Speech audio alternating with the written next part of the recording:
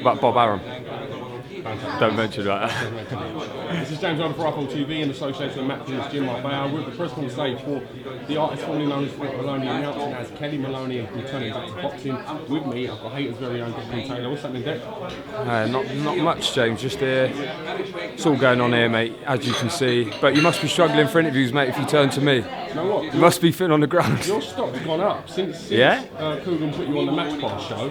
You're like a face now. Yeah, well, I mean, that's Coogan. That's the power of Coogan. But I'm talking to the A team, obviously, the A side of IFL TV. It's far away, mate. We know that. Exactly. What I want to know firstly, how do you think the general boxing fraternity will respond to Kellie Maloney coming back into the sport as Kellie Maloney?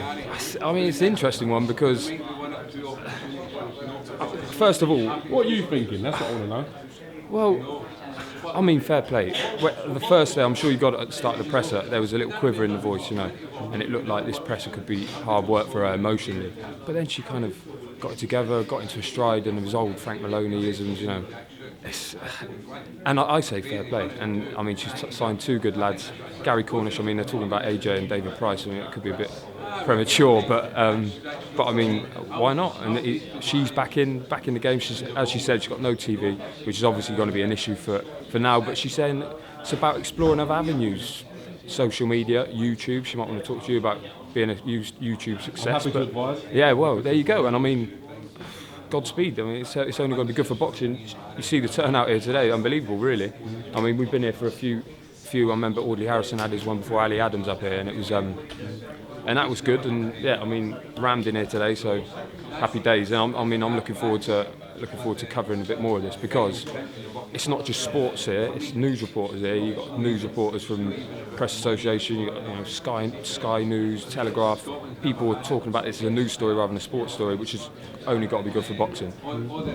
Do you think this, as I said, you presume it is good for boxing, do you think it will add more media attention to the fighters that Kellie Maloney will sign? Definitely. Rather than going with a normal promoter? 100%. And also, as she pointed out, it's going to be, they're going to be under scrutiny as well. Let's not forget, I mean, you want to be in the public eye and stuff as a boxer, of course, but if you're Kellie Maloney's, you know, boxer, you're straight under the spotlight. She's going to be, and it's up to you, isn't it, to perform.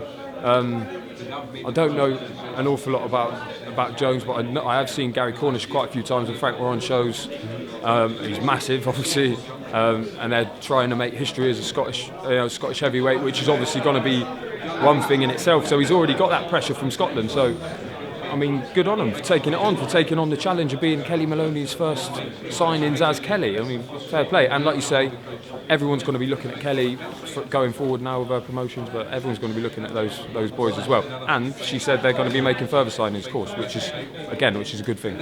All right, well, listen, Grom, thanks for giving me some input. Grom squad, mate. Grom squad, we'll catch you again real soon. Nice one, too, mate.